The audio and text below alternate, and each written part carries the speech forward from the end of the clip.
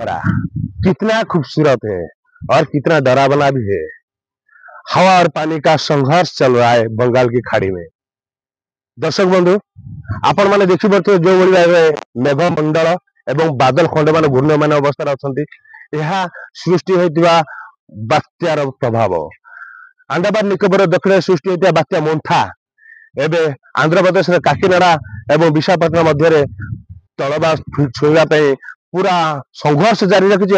तार प्रभाव में आम ओडिशा देखु आम देखी अच्छु पुरी जिला और कटक जिलार बॉर्डर एरिया रे आमर एठू समुद्र जे एयर टू एयर 15 किलोमीटर भितर तो देखो आम पाखे केते जोर बहुत जोर बारिश वर्षा हो सारी एवं ये जो बादल खंड माने से माने ठीक से सूचई देते आज संध्यार आज राति मध्य आज सकाल मध्य आहरी केते वर्षा कर दे पारे एवं चाषी भाई मानक निश्चित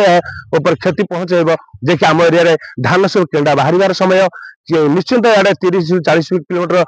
बेगर झंकार पवन भी बहुत बात्या हवा उड़िला भाया बड़ बड़ असरा वर्षा हो चली दक्षिण ओडिशा रे आपण मैंने देखिपारे जे कि आमर उपकूल समुद्र भितर जो भाई बड़ बड़ आकार मेघमंडल मान घूर्णयमान अच्छा से सूचई देते दक्षिण ओडिशा पहाड़ उच्चवर्ती इलाकार बहुत जोर वर्षा हेब एवं भूस्खलन घटी पारे सरकार को आम